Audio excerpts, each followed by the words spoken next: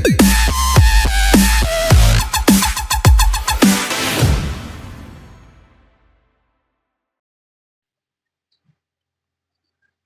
बच्चों, welcome to max classes.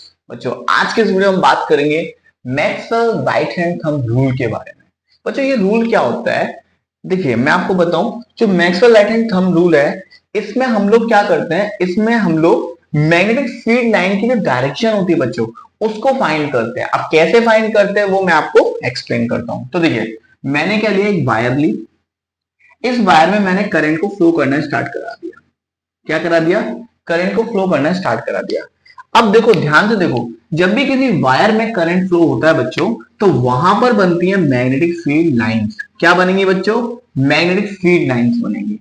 अब हमें पता करना है कि जो मैग्नेटिक फील्ड लाइन बनी है, इनकी डायरेक्शन क्या होगी। तो इसके लिए मैं यूज करूंगा राइट हैंड थंब रूल। तो देखो, अब यहां पे ध्यान से देखो, ये जो हमारा थंब होगा, ये करंट की डायरेक्शन को शो करेगा, और ये जो फिंगर होंगी, ये मैग्नेटिक फील्ड लाइंस को रिप्रेजेंट करेंगे। ध्यान से सुनना। अब देखो, जैसे मैंने अपने थंब को इस करंट के अकॉर्डिंग रखा, क्योंकि करंट कहां जा रहा है? ऊपर जा रहा है, तो थंब मेरा ऊपर की तरफ जाना चाहिए।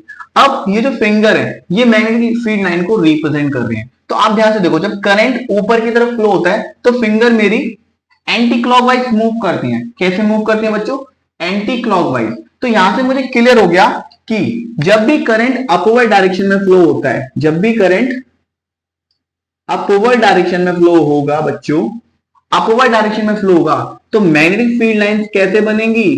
कैसी डायरेक्शन शो करेंगी? वो शो करेंगी एंटी क्लॉक वाइज। यहां पे लिख दो, एंटी क्लॉक, CLOC के क्लॉक वाइज डायरेक्शन। कब? जब करंट अपवर्ड डायरेक्शन में फ्लो करता है। ठीक है बच्चों, अब सेम कंडीशन एक और बनाते हैं।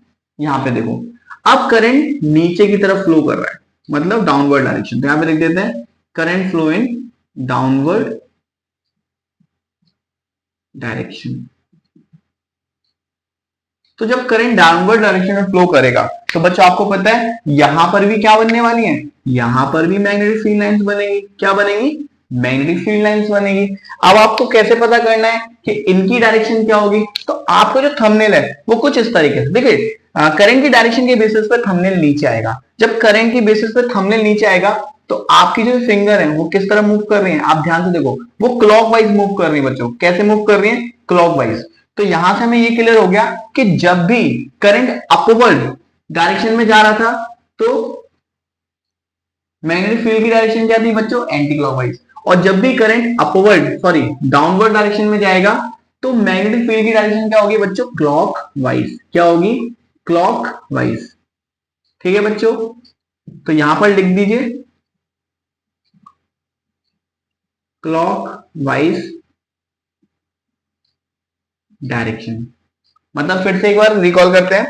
देखो, जब करंट अपवर्ड डायरेक्शन में जा रहा था, तो मैग्नेटिक फील्ड लाइंस की जो डायरेक्शन थी वो क्या थी? Anti clockwise. जब करंट डाउनवर्ड डायरेक्शन में जा रहा था, तो मैग्नेटिक फील्ड की डायरेक्शन क्या थी बच्चों? क्लॉकवाइज। तो हमने Maxwell right hand thumb rule को समझ लिया। ओके बच्चों।